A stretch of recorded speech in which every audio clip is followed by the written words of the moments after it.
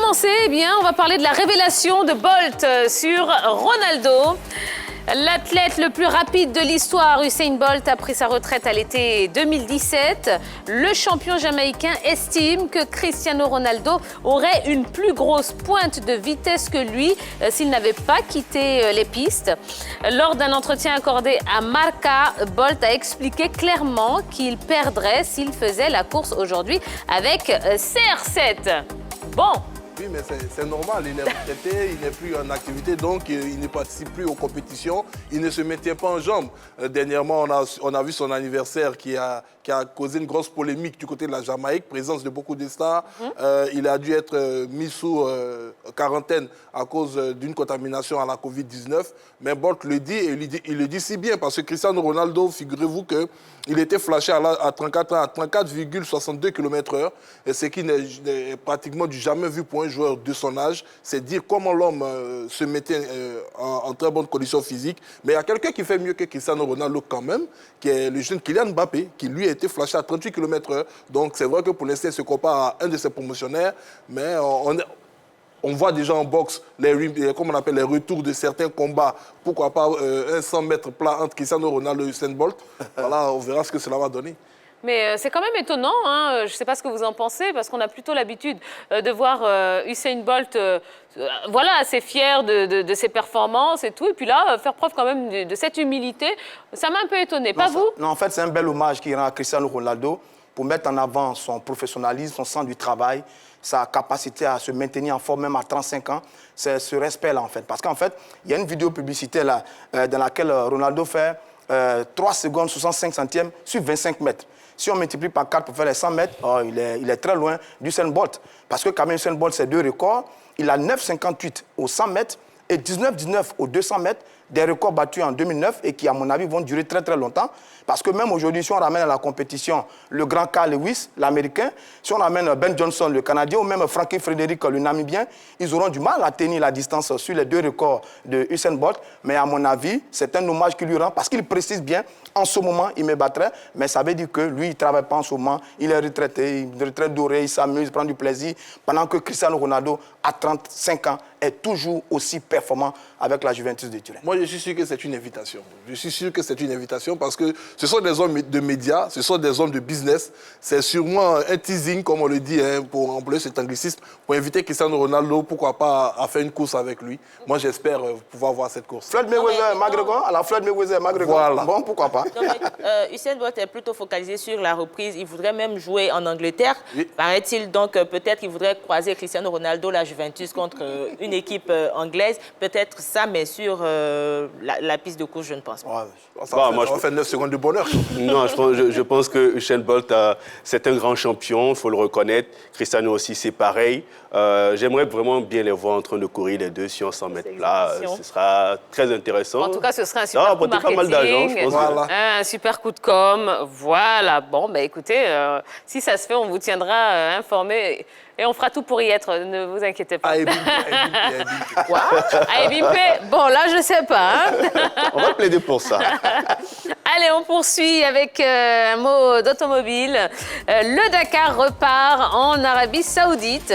Les organisateurs du Dakar ont révélé le parcours de la 43e édition du Rallye Raid, qui retournera en Arabie Saoudite du 3 au 15 janvier 2021, avec une formule qui se veut plus technique, mais aussi plus sûre. 555 concurrents, 321 véhicules, plus de 7500 km de paysages saoudiens à parcourir pour ceux qui iront au bout des 12 jours de l'aventure. Et quelle aventure, oui, le Dakar, l'une des courses automobiles les plus intéressantes de la planète, est née en 1978. Par le passé, quand même, ça se déroulait entre l'Afrique, plutôt entre l'Europe et l'Afrique, donc de Paris à Dakar.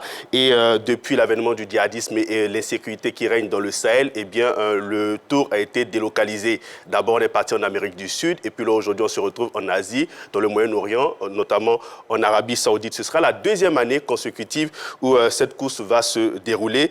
Et cette année, il faut savoir qu'on enregistre quand même le retour de Sébastien Loeb, lui qui n'a pas encore gagné ce tour-là. Ce sera son cinquième Dakar.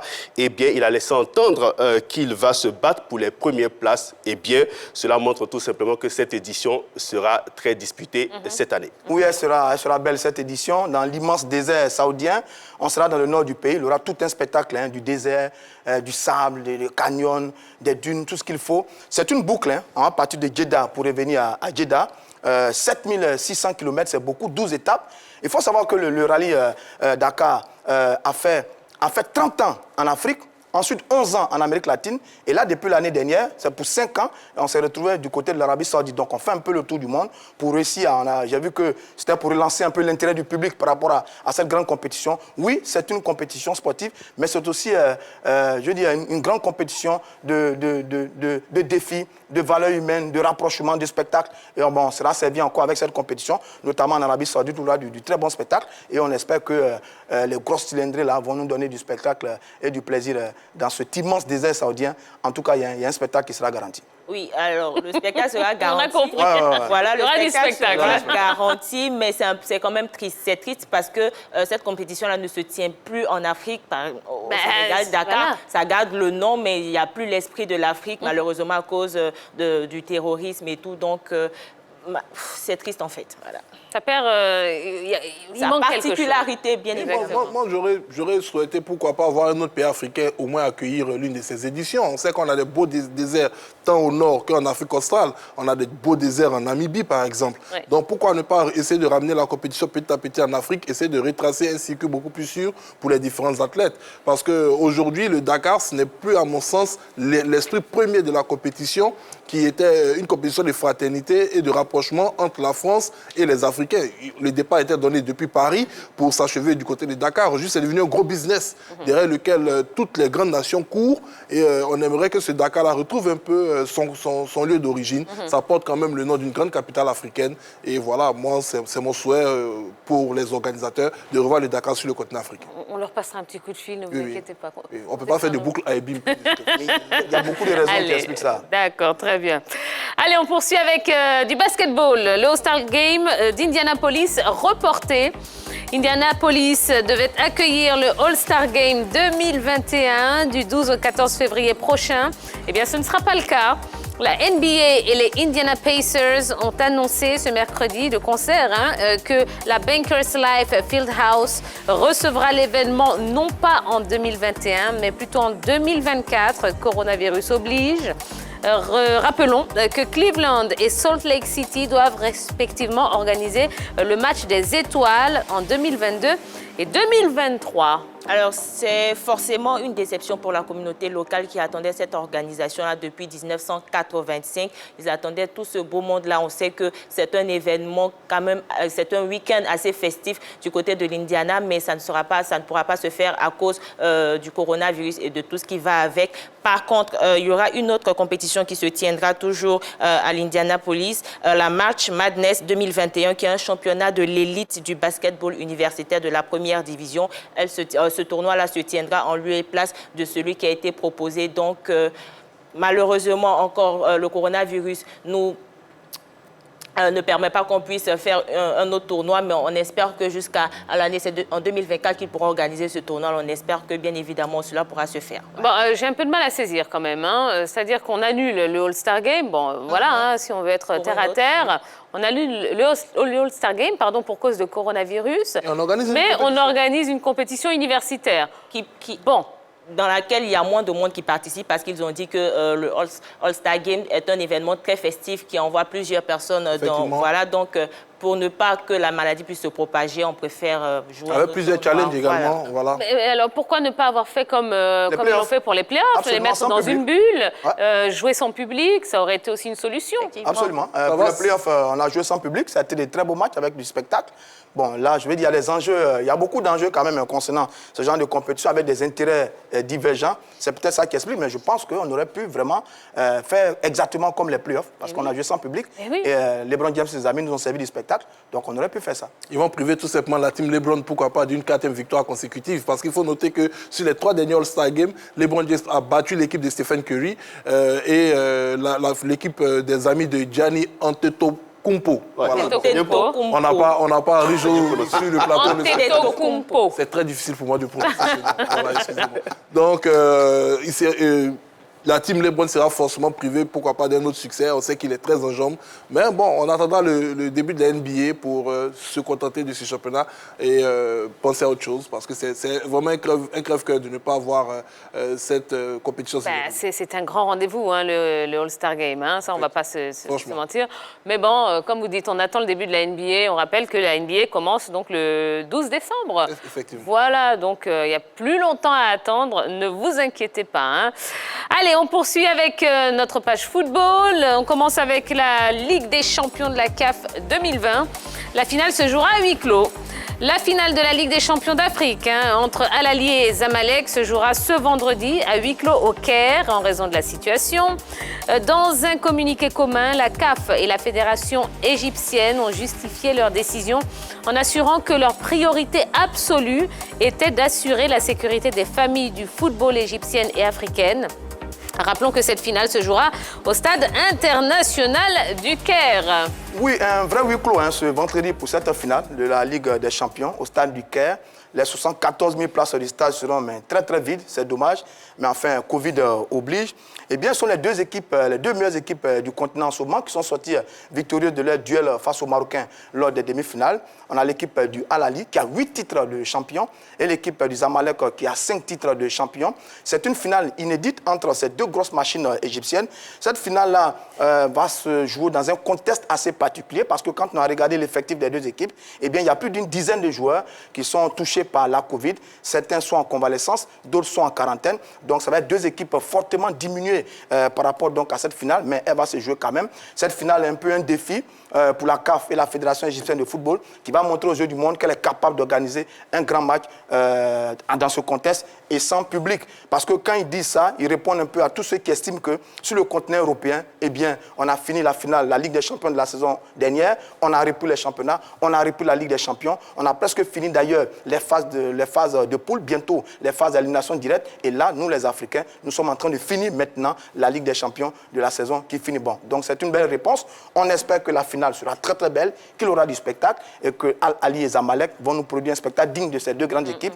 qui va confirmer que la CAF est capable d'organiser elle aussi des compétitions. Ben oui, c'est une finale qui a lieu en Égypte. Je pense que la Confédération africaine de football a attendu jusqu'au dernier moment de savoir quels allaient être les clubs qui allaient se qualifier pour cette finale pour choisir déjà le pays qui allait accueillir cette finale unique en format inédit. Bon, ils ont choisi l'Égypte puisque ce sont deux clubs égyptiens qui vont s'y affronter. Et voilà, pour crise de Covid, cette rencontre ne pourra pas accueillir de public. J'espère simplement que pour les années prochaines, la CAF procédera, comme c'est aujourd'hui le cas en Europe, bon, je dis aujourd'hui, mais depuis de bien nombreuses années, et en Amérique du Sud, à la ville qui devra accueillir la finale avant même le début de la compétition. Ouais. Voilà, au moins ça va éviter d'avoir le sentiment que c'est une compétition un tout petit peu biaisée au niveau de la finale.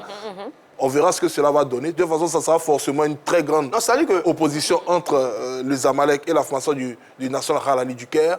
Mais voilà, pour les prochaines éditions, il faudra que la CAF fasse preuve, à mon sens, de plus de professionnalisme à ce niveau. C'est une sage décision qui a été prise par les responsables de la CAF et ceux de l'Égypte. Il faut savoir que cette équipe, ces deux formations sont les deux grandes équipes au niveau de l'Égypte. On a parlé de Covid comme raison, mais aussi une deuxième raison, les dirigeants égyptiens craignaient un peu les débordements parce que ce sont les deux grands clubs égyptiens. Et quand on se rappelle un peu de 2012 avec ce qui s'est passé à Port Saïd, raison pour laquelle je dis que c'est une sage décision qui a été prise par les dirigeants égyptiens. Maintenant, il faut savoir que ces deux grands clubs-là, quand même, ont déjà gagné la Ligue des champions à maintes reprises. 8 titres pour l'équipe du Al Ahly, 5 pour l'équipe du Zamalek. Les deux équipes ont des supporters mais tellement passionnés et c'est en raison de tout ça que la Fédération égyptienne de football, de concert avec la CAF, ont décidé de jouer ce match à huis clos. Effectivement, je pense clairement que c'est une très bonne décision parce qu'on se rappelle de la Super Coupe d'Égypte entre le Zamalek et Al Ahly qui s'est terminé comme un véritable combat de boxe. Après le match, il y a eu des affrontements, etc.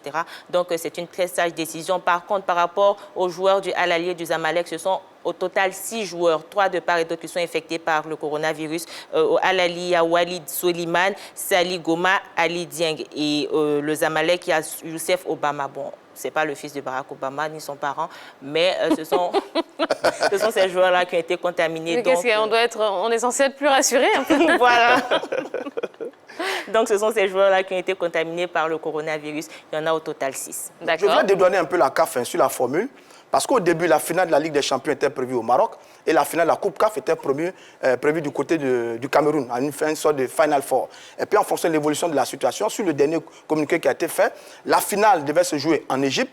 Si 2 équipes égyptiennes se croisent, la finale se joue en Égypte. S'il y a un duel Égypte-Maroc, la finale se joue en Égypte. Et puis, s'il y avait un duel marocain, la finale devait se jouer au Maroc. Voilà la formule qui avait été arrêtée. Non, mais ce qu'il dit, non, il ne parle pas de la même chose. Lui, il voulait qu'avant même le début de la compétition, on dise, voilà, la finale, dans tous les cas, elle se jouera dans un autre pays. Oui, je suis d'accord. Mais sinon, sur l'évolution de la saison, ce schéma avait été mis en place par la Confédération africaine de football. Et donc là, c'était prévu que si 2 équipes égyptiennes se croisaient, la finale devait se jouer du côté de l'Égypte. D'accord. Allez, on poursuit et on va surtout terminer ce LGT News avec FIFA The Best.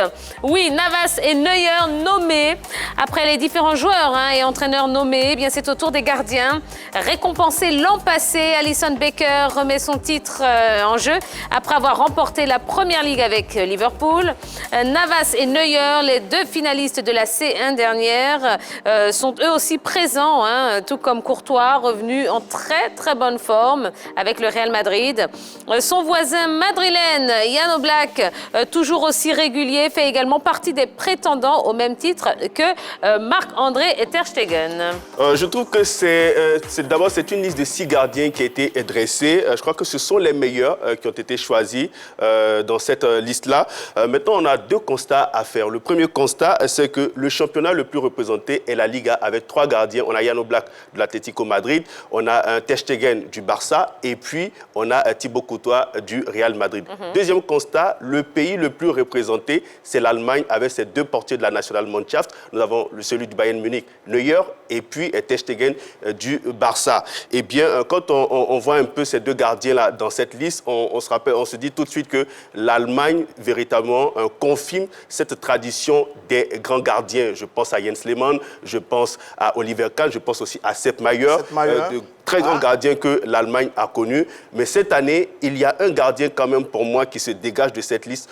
au regard de sa constance et de sa régularité, de ses performances au haut niveau. C'est Keylor Navas, le gardien du Paris Saint-Germain. Je crois que cette année, il mériterait d'être couronné meilleur gardien. Bon, là, c'est une belle lecture de cette liste. Merci beaucoup. Oui. Par contre, moi, ce que j'ai envie de retenir, c'est qu'il n'y a aucun gardien africain. Edouard Mendy. Eh ben oui. Moi, je pense mais Edouard Mendy à peine de commencer. Il vient de commencer la liste. Mais je me demande, depuis Thomas Nkono, quel est le gardien africain qui a véritablement brillé sur la scène mondiale? Kameni. Kameni, Ondoa? Non, excusez-moi. Oui, Idriss Carlos Kameni. Thomas Nkono, par rapport à Idriss Kameni. Oui, mais vous avez demandé qui a brillé. Donc, vous avez évoqué Kameni. C'est par rapport à ce qu'elle a dit. Elle parle de la liste des meilleurs gardiens du monde. Attendez. Quand on parlait des meilleurs gardiens du monde, quand j'ai dit Thomas Nkono, quand même, Roger Stéphane, vous êtes d'une époque où vous savez qui était M. Thomas Nkono. C'est pas faux, mais quelques Africains ont brillé après quand même lui. Je ne dis pas que les Africains n'ont pas brillé. On a Enyama aussi, par exemple, du Nigeria, qui a véritablement brillé avec l'équipe de Lille à l'époque. Si vous remarquez bien, allez, vous n'acceptez pas mon Kameni, Vincent Enyama. Non, c'est un gardien de Lille. Je vais en venir. Quand on regarde la liste déjà de ces 6 gardiens qui ont été cités, regardez quand même sur les portiers de quel club. Ça compte énormément. Ce sont des grands clubs. Quand vous me dites Kameni, c'est Espagnol de Barcelone. Vincent Enyama, c'est le LOSC. Voilà, c'est pas la même adversité. Le PSG est un grand club. Mais oui, bien évidemment. Voilà pourquoi Keylor Navas est présent dans cette liste. Donc, ça corrobore ce que je dis. Je ne suis pas étonné pour l'instant qu'il n'y ait pas de gardien africain. Mendy, avec ce qu'il est en train de réaliser, je serais surpris qu'il ne soit pas, s'il poursuit sur sa lancée, qu'il ne soit pas dans cette liste l'année prochaine. Voilà. D'accord. ça Eh va ben, venir. on verra bien. Moi, je suis toujours en train de chercher mes comment on appelle ça, mes gardiens africains. le jeune Marocain. Il y a Onana Le jeune qui est à Marocain. l'Ajax. Onana, par exemple. Hein? Le jeune Marocain de- Attendez. Mais Onana était attendu du côté de Barcelone dans Vous un me retour. Il est décevez. resté à Vous me l'Ajax. décevez. Mais c'est pas hein, grave, mais c'est la monsieur. réalité. Fabrice Ondoa aussi est très bon gardien camerounais. Fabrice Ondoa était très bon gardien, mais il évolue où actuellement? D'accord, Ouais, bon, c'est on a vrai bien qu'il a disparu compris. un peu. En tout cas, voilà, Navas et Neuer sont parmi la liste des nommés. Allez, on en a terminé hein, avec ce LGT News. On va poursuivre. Je vous rappelle que dans quelques instants, eh bien, le gagnant, celui qui a pronostiqué hein, sur le match d'hier entre l'Inter Milan et le Real Madrid, eh bien, sera sur le plateau pour récupérer son superbe maillot du Real. Voilà, il s'appelle Jean-Noël Nguessan.